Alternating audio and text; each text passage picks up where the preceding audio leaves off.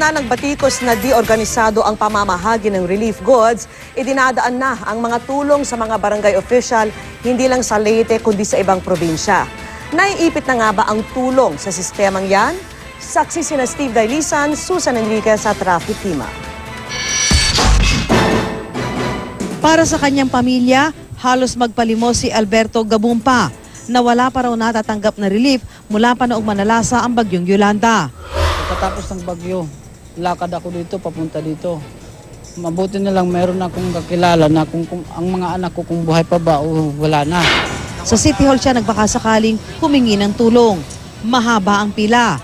Nang magtanong sa information desk ng relief goods, sinabi sa kanya mga barangay captain lang ang binibigyan ng relief para ipamahagi sa mga kabarangay. Pero sabi ng isang nakausap naming kapitana, galing pa ako ng airport. 3 araw ako naglalakad lang para manghingi ng relief. Ang problema, kulang ang relief goods. Talagang walang nakakarating sa barangay namin na relief goods. kasi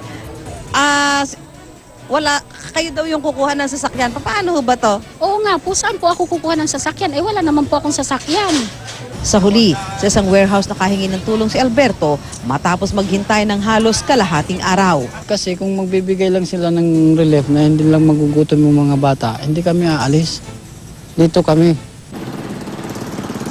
Dito sa Carles, Iloilo, sa munisipyo rin kumukuha ng tulong ang mga gaya ni Kapitana Susie Aningat. Pero sa halos araw-araw niyang pagbabakasakali para makahingi ng relief goods, madalas daw wala siyang naiuwi sa mga kabarangay kahit pa dumarating na ang tulong para sa buong Western Visayas. Nananawagan po kami sa mga gusto pong tumulong sa amin. Wala na pong makakain ang mga tao namin sa aming barangay kasi po hindi kami naabot ng mga relief goods. Wala nang magbagyo. Depend lang kami sa mga donations dito sa amin. Sa ngayon, pag bilang barangay lang ang nandito is enough. Pero pag lahat na barangay punta dito is kulang-kulang. Mabuti na lang at napagbigyan siya matapos naming samahang makiusap. Ang pinanggagalingan niya palang barangay nasa isang isla pa. Papunta tayo ngayon ng Barangay Talingting. Isa ito sa mga island barangays ng bayan ng Carles. At kasama natin yung mga opisyal ng barangay para nang sa gayon maihatid natin itong mga relief goods na nakuha mula dun sa munisipyo. Kahit pa paano malaki ang tulong ito para dun sa mga residente roon na kumakalam ng sikmura. Mga batang gutom na gutom ang sumalubong sa amin.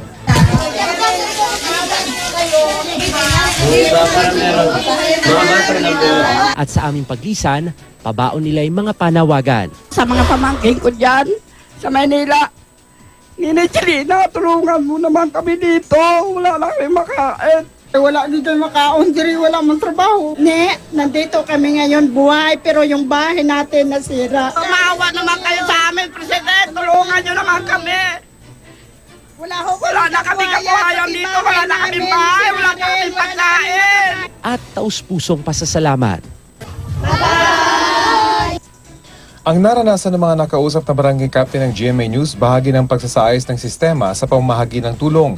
Ang mga kinatawan lang ng barangay na may sulat mula sa Municipal Social Welfare Office ang makakakuha ng relief goods mula sa warehouse. You just go direct to your barangay officials and then have yourself listed. Hindi na namin kailangan ng listing, just recognizing that they are a resident of that barangay. Pero ilang pagkakataon na rin kaming nakakausap ng kapitan ng barangay na hirap dahil wala namang pagkakargahan ng relief goods.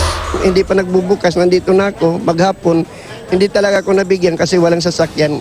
Pag uwi ko kahapon, doon sa barangay namin, naghanap ako ng mga may sasakyan doon sa amin. Kaya na-prepare namin ngayong umaga, nandun na sa City Hardware. Actually, nandito na nga yung release paper ng namin, yung relief.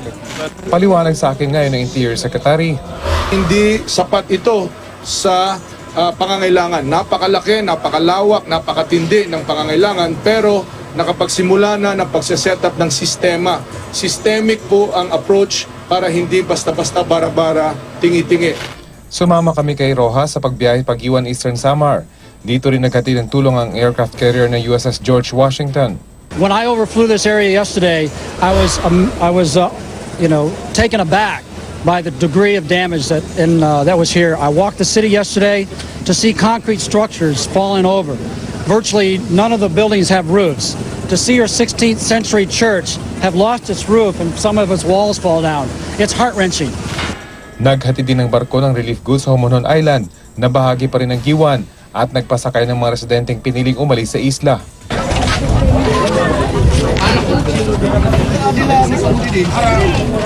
Itong anak ko, wala na talaga payat-payat na, wala nang makain kami.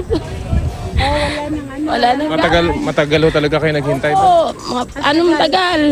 Tagal naming araw-araw kaming nananalangin sana may dumating doon na mag-rescue sa amin. Kung kinakain niya namin, ano na lang yung kananyog. Nagpunta rin si Rojas sa Borongan Eastern Samar na wala mang masyadong pinsala ay wala namang kuryente. At hindi lang dyan, sa datos na nakalat ng GMA News Research, wala pa rin kuryente sa buong Samar at Leyte provinces, gayon din sa ilang probinsya sa Visayas at ilang lugar sa Palawan. Unti-unti na rin naibabalik ang cellphone signal ng Globe. Gayon din ang Smart at Sun. Ako si Rafi Tima. Ako, si Steve Dailisan. At ako, si Susan Enriquez, kami ang inyong saksi.